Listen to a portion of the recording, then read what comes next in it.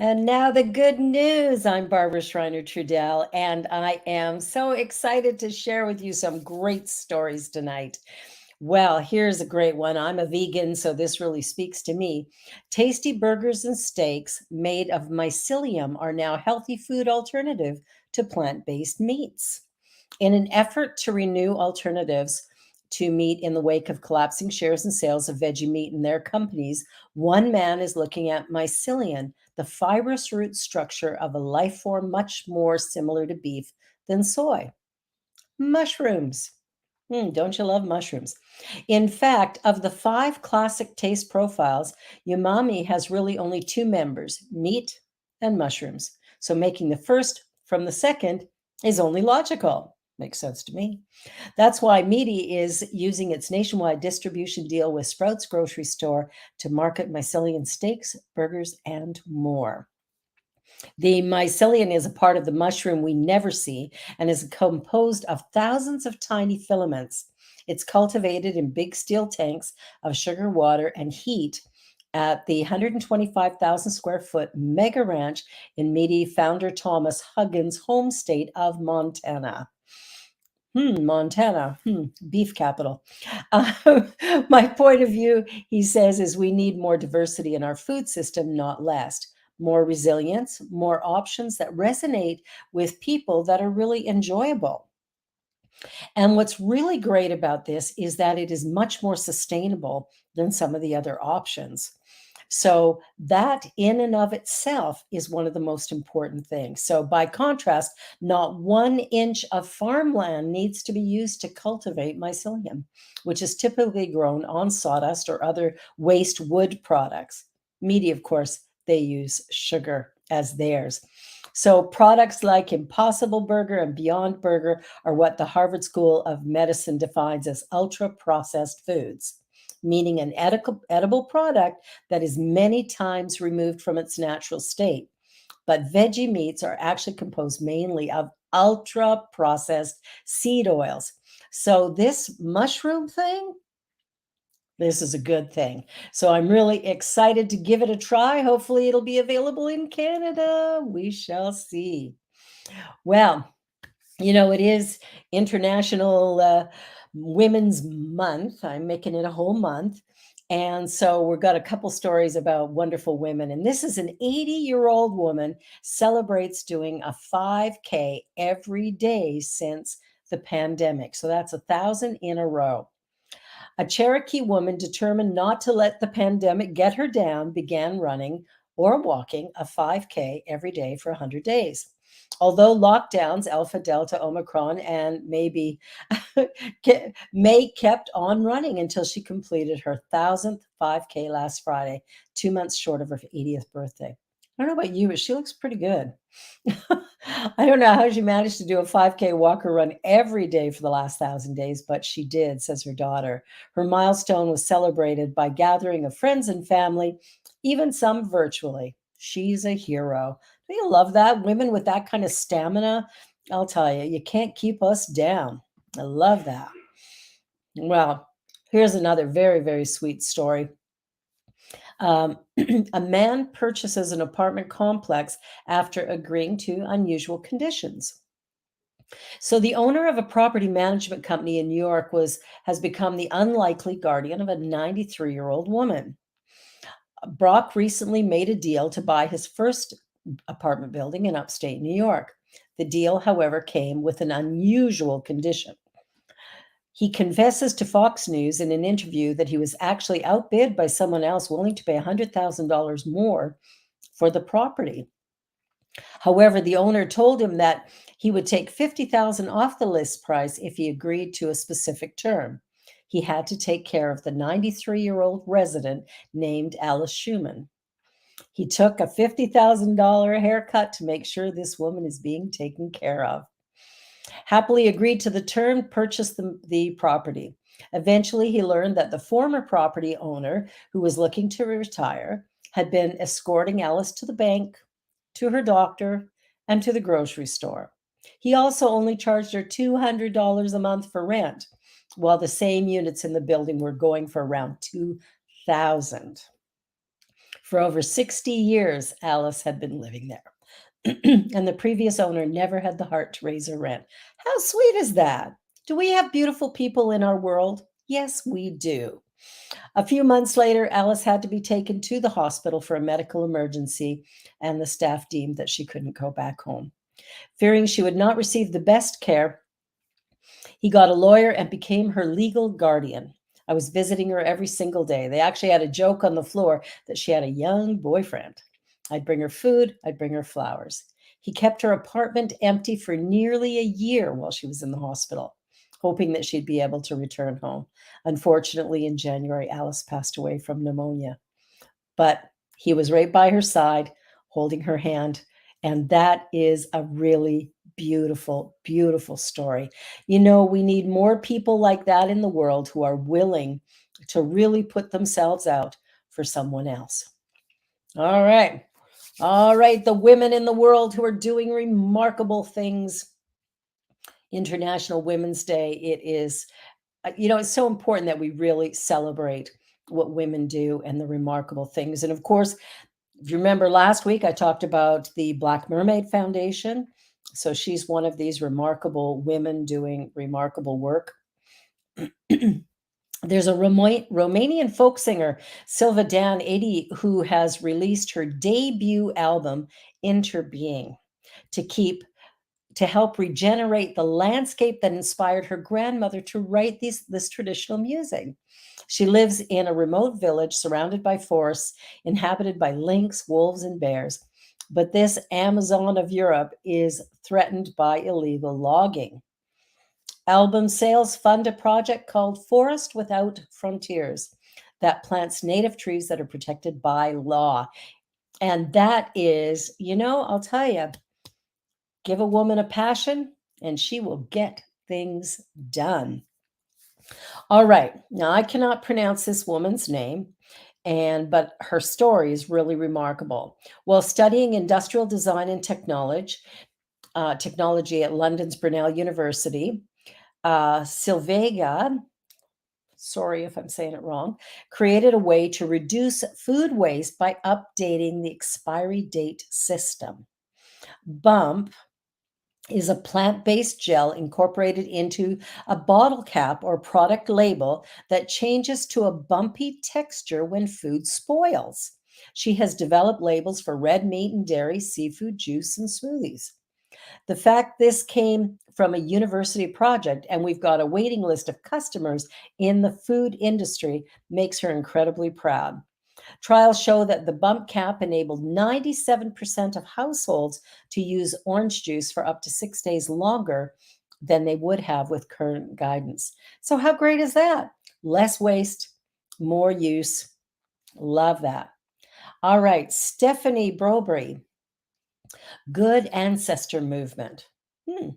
Finding out that the UK's food banks outnumbered McDonald's outlets inspired high-flying lawyer Stephanie Brobry to stop advising the mega-rich how to get richer. Now she runs the country's first wealth management company for wealthy people with a social conscience. At the Good Ancestor Movement, her growing team runs a bespoke 3-month-long event program that engages her millionaire clientele with topics including slavery and divestment. We've all been socialized to keep taking from the system and to keep winning, she said. So to have someone say, I don't want an ISA because I don't believe it was designed for someone like me, that's a big thing. The work she's doing is important, and it really is one of those great stories where she's disrupting the flow of things as they were and creating something new. I love that. All right, Beth Dunn, Women's Street Watch Newcastle. More than 50 volunteers in pink Hy-Vite, whatever that is, patrol the streets of Newcastle on a mission to help vulnerable women get home safely at night. This is beautiful. Beth Dunn co-founded Women's Street Watch Newcastle following the murders of Sarah Everard and Sabina Nessen.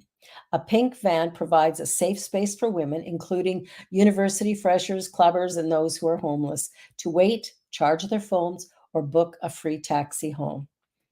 Wow. That's really positive and that's really beautiful. We're looking out for each other and I love these stories because they're so uplifting. Okay, Jolie Briley, pregnant, then screwed. Okay.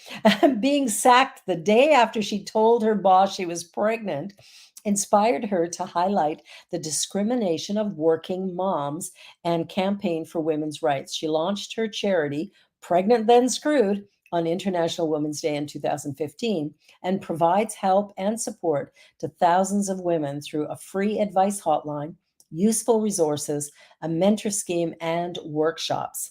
She's published her book, The Motherhood Penalty, last year and believes women need support to access the justice they deserve as much as they need help to recover from the mental health impact of discrimination. Yeah, we're still seen as a minority. Go figure. Majority of the population and seen as a minority. Boy. Pardon me. All right, Toby Asseri. My bump pay. Many women feel isolated from their careers during maternity leave. A new online community for working moms aims to empower thousands to smash the glass ceiling when they have a baby on the way and beyond. It's about how to bounce back from these situations where you've just come back from maternity leave and your confidence is really low. Asari hopes her new book, The Blend, will help women to find a mix of parenting and career that works for them throughout motherhood. Boy, I know that one firsthand. All right, Nan Golden, Prescription Addiction Intervention Now.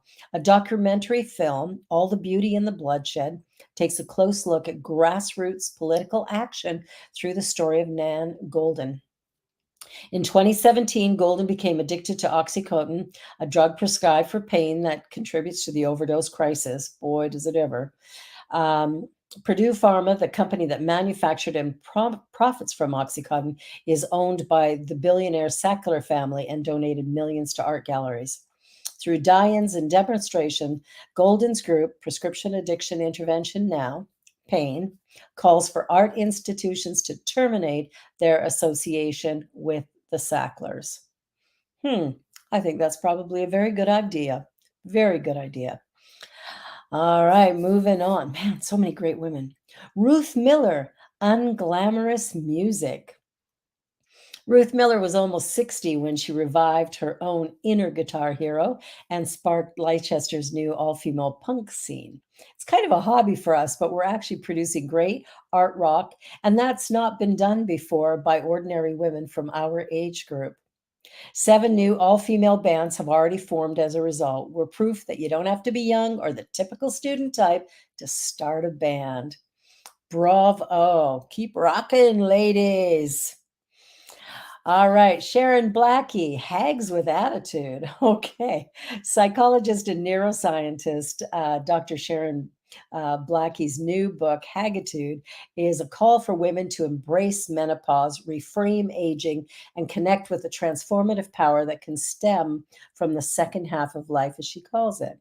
By portraying menopause as a disability or dysfunction, we are missing out on its positive and empowering possibilities. Blackie offers a year-long membership program for the Haggitude community with monthly workbooks, webinars, guest speakers, and story sharing. Bravo! I'll tell you, being one of those women, I am grateful to hear her story.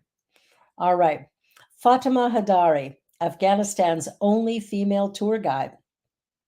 With travel to Afghanistan forbidden, visits are still possible with Fatima, the country's only female tour guide. Following her escape from the Taliban, Haldari hosts virtual reality tours from her home in Italy using 360-degree videos, personal photographs, and insight into history, architecture, art, and culture. In collaboration with adventure travel company Untamed Borders, she showcases national treasures such as the intricate mosaics of the Great Mosaic of Harad and takes people inside traditional tea houses, bazaars, or into the ornately built roadside inn. Her dream: peace, freedom, gender equality, humanity, and love are my hopes for people, she says. Oh, I love that. All right. So, Nemonte Nenquimo, again, my apologies. Rainforest defender and indigenous activist co founded the NGO Cibo Alliance to fight back against oil exploration, logging, and road building, which threaten the Ecuadorian Amazon. She has used a combination of ancestral knowledge and high tech GPS mapping tools to build a legal case against the government. In 2019, the courts ruled in favor of the hunter gatherer Warani people protecting 500,000 acres of rainforest. Don't expect us to keep doing it all alone, she urged. We need you to fight with us to protect the Amazon. Wow, that's beautiful. Nicole Pisani, chefs in schools. Food can either be medicine or it can be poison. And she quit her job as a top head chef to co found Chefs in Schools, a charity that improves school dinners. Her team retrains kitchen staff to provide fresh, nutritious meals to thousands of school children while encouraging food education in classrooms. One school recently opened a bakery to serve the school community. It's about finding solutions with positivity and care. That is a great idea. Aloise Luzzati, a French record label, is highlighting the forgotten contributions that female musicians have made to classical music. The Jewel Box was founded by French cellist Eloise Luzzati. How could I have spent so many years without ever having heard a piece of music composed by a woman? Too few works by women are published, and therefore even fewer recorded. After lengthy research in 2022, Luzzati released a 3 CD box set of work by late French composer and mother of seven, Charlotte Sohi, who died in 1955. Wow, that is beautiful. Like, who knew? Like, some of these stories are just who knew? Holly Whitelaw, Cornwall Gleaning Network. One woman has helped rescue more than 100 tons of surplus, discarded, and wonky vegetables from fields and farms. Her Cornwall Gleaning Network diverts good enough to eat food to soup kitchens, refugees, food banks, and community larders. Gleaning is rewarding, said Whitelaw, whose background is in regenerative agriculture. People are getting the fresh veg literally straight from the fields. Wow. Do we have remarkable women in this world? Yes. Well, we're going to be back in just a minute. You're watching The Good News, and we're going to take a little commercial break. Be right back.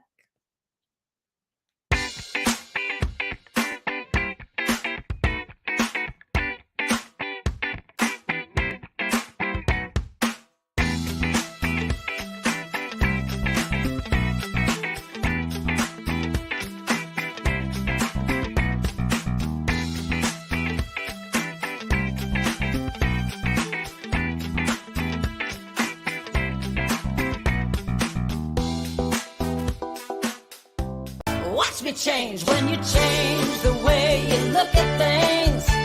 The things you look at change. When you change the way you look at things, the things you look at change. When you change the way you look at things, the things you look at change. When you change the way you look at things, the things you look at change.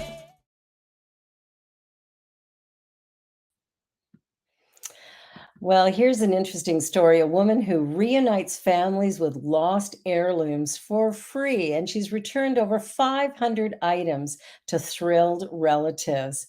Chelsea Brown likes to trawl flea markets and thrift shops for interesting items, but not for decoration or collection. As an amateur genealogist, she enjoys tracking down the owners or the descendants of the owners and reuniting them with their lost heirlooms. The Manhattan interior designer claims to have returned more than 500 objects to their owners, and she does it all for free. I love the thrill of the chase. I love to close out the mysteries, says Brown. It's insane the things I have found. All of the Holocaust items I've been able to return have been extra special. Wow. That is a great story and such a remarkable and wonderful thing to do for people. Okay, this is the sweetest story. I just love this. A woman spontaneously offers a homeless man a job on her farm, proving the power of kindness. I'll tell you, the women in our world, they're pretty remarkable. When a woman struck up a conversation with an Ontario homeless man, she didn't imagine it would change his life forever. After it became clear that Brian Bannister was a kind soul who had simply fallen on hard times, Daniela McDuff offered him a job at her farm. Bannister was living in a shed after a terribly challenging life that involved childhood trauma, overcoming addiction, and the death of his first wife, followed by the death of his second wife. He said he had given up, but McDuff's offer revivified the man and brought the farm of a pair of hands that are diligent at work and gentle with McDuff's children and her animals. It floored me. It just came from the heart with her, and I've got to thank her every day, Bannister told CTV News Toronto, with tears in his eyes, who added he used to do farm work about 40 years ago. Every day he gets a ride to the farm where he helps McDuff's family care for 200 animals, including goats, cows, and horses. The friendship that grew over time between the two Ontarians led McDuff to set up a GoFundMe to help Brian get back on his feet, which raised nearly $10,000 Canadian, was able to help him get his first shave and a haircut in 2 years, as well as a new phone. McDuff has helped organize some provincial financial support for Bannister. He has no idea what this has done for me, McDuff says. If we could get everyone off the street, ideally that would be my one wish. But it takes a lot of people to come together, and that is what has happened for Brian. I think that's why we've come so far in such a short time. Oh, she's beautiful, beautiful. This is so sweet. A little goose story. So a cemetery posts a personal ad for lonely goose whose mate died, and they find a match. Can you imagine? A cemetery manager played Valentine's Day matchmaker to a lonely widowed goose whose mate passed away. Blossom and Bud lived together for years in the pond at Riverside Cemetery in Marshalltown, Iowa. But after Bud died last August, it seemed Blossom would spend the best years of her life alone. General Manager Dory Tamman noticed that Blossom would spend hours staring at herself in the shiny reflections of model tombstones by the cemetery office, and she realized her goose needed company. Tamman posted an ad on Facebook for a lovely widowed goose that has youthful, adventurous, and lively, looking for a life partner for companionship and occasional shenanigans.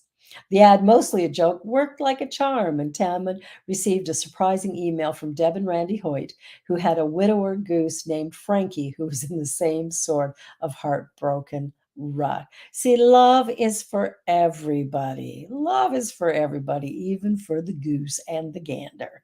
I love that story. Okay, so here's kind of a sweet and funny one. A man builds a cozy tree house as an Airbnb and earns enough money to quit his job. How cool is that? There's no silly ideas, that's for sure. Keen to quit his day job, a West Virginia has built a quaint, beautifully furnished treehouse for a Airbnb. It will pair with his other rather unorthodox listing, a cabin made out of a converted school bus. A treehouse is without question one of the most fairy tale places to sleep, as an adult or certainly as a child.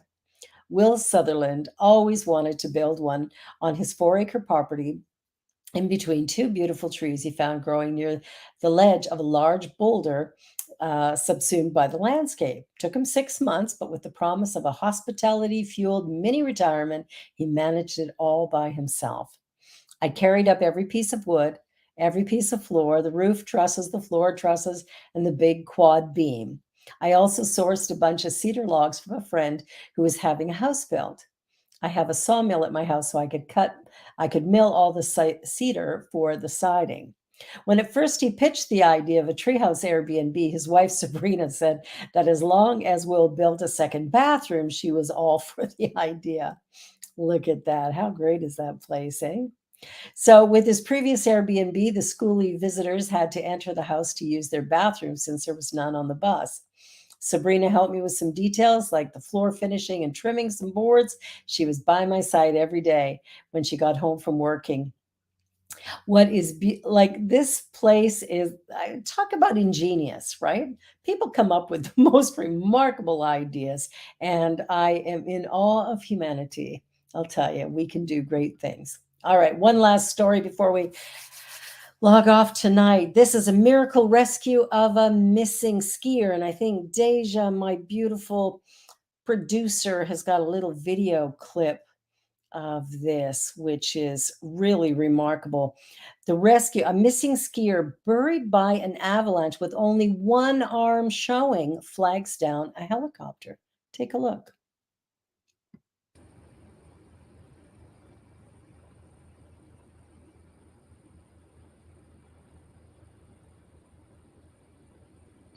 Barely see that arm. Wow, how they saw it, I have no idea. This is an incredible moment. A missing backcountry skier buried under snow was able to wave down a rescue chopper with only his one arm sticking out. The video shot by paramedic Matthew Lambert shows the man desperately waving with his only free limb as the helicopter hovered above while shining a light on the mountain. The young man, who has not been named, had been ski touring in the Ladardis region of Switzerland when an avalanche hit. His family alerted rescue services when he didn't return on time. Air Glaciers, a rescue and transport company, received the alert at 5:41 p.m. on February 8th and dispatched a helicopter with a paramedic and 2 rescue guides. After checking the parking lot where the man had started his journey to ensure that he had not returned to his car, the team began flying over the route he had provided his family. The team eventually located visible ski tracks, and one of the guides was dropped off to trace them. Miraculously, only using the searchlight on the helicopter, the team was able to spot the man's arm waving at them. Wow, who would have thunk that?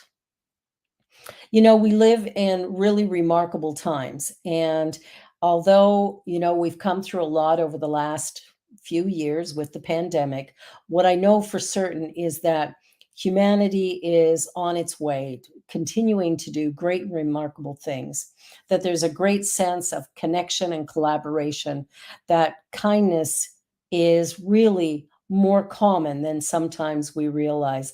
And it's so important for us to remember that and to really begin to look at the world in a way that is more positive, that we are more trusting, that we choose to work together and do kindnesses for one another rather than talk about all that is wrong and bad. We live in a remarkable universe, and this universe is infinite and powerful and creative. And I know here at the New Thought Media Network that we are so blessed to do the work that we do. And I'm really grateful to the Good News Network that provides some of our stories, the Sunny Skies Positive News, Good News Canada, and the LGBTQ plus news that we also get stories from on occasion. All of these provide that which you get to see here every Friday night. I hope you have a most wonderful weekend. Know that you are loved, that you are a blessing, and I'll see you again next week. And that was the good news. Bye for now. Please help us say thank you to our organizational sponsors and donors, including the Hefferland Foundation, Affiliated New Thought Network, International New Thought Alliance, Science of Mind Archives and Library Foundation, Center for Spiritual Living Denver, Center for Spiritual Living Midtown Atlanta, New Thought Philadelphia, Planned Happiness Institute, Summit Center for Spiritual Living, Center for Spiritual Living on the Lake, Unity Spiritual Center Kitchener, Om Center for Spiritual Living, Center for Spiritual Living North Jersey, Unity of Savannah, Center for Spiritual Living Seattle, and all of our individual donors and sponsors.